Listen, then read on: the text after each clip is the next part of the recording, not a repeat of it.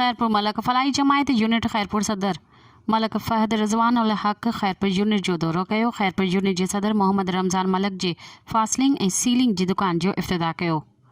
Khairpur unit जी office जो दौरो कयो ऐं खैरपुर सिटीअ जो सदर मोहम्मद रमज़ान मलक उर्फ़ जानू मलक ऐं मलक बिरादरी वॾी तादाद में खैरपुर यूनिट जी ऑफिस मलक फ़हद रिज़वान उल हक़ खे ख़ुश आमदीद कयो ऐं यूनिट उहिदेदारनि सां मुलाक़ात कई।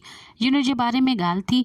खैरपुर सिटी सदर मोहम्मद रमज़ान उर्फ़ जानू मलक, जनरल सेक्रेटरी मलक रशीद अहमद, जॉइंट सेक्रेटरी मोहम्मद शकील ख़ज़ानची, जान मोहम्मद, इंफॉर्मेशन सेक्रेटरी मलक निज़ामुद्दीन, मलक मोहम्मद इकबाल, मलक हबीबुल्ला, मलक यासीन, मलक परवेज़ अहमद, जावेद मलक, रियाज़ अली, मुश्ताक अहमद गॾु हुआ। मलक फ़हद रिज़वान उल हक़ सिंध सक़ाफ़ती ॾींहं जे हवाले सां ॻाल्हि ॿोल कई ऐं ॿुधायो त सिंधी टोपी अजरक असां सिंधी जी शान ऐं मान आहे। असां सभु गॾु थी मल्हाईंदा आहियूं ऐं असां सभु 3 डिसंबर एकता जो ॾींहुं गॾु थी वॾे जज़्बे ऐं ख़ुशीअ सां मल्हाईंदा आहियूं। मज़ीद ख़बरनि ऐं तफ़सीलात लाइ विज़िट कयो असांजी वेबसाइट www.awamiNewsHD.com ऐं ॾिसंदा रहो अवामी न्यूज़ HD।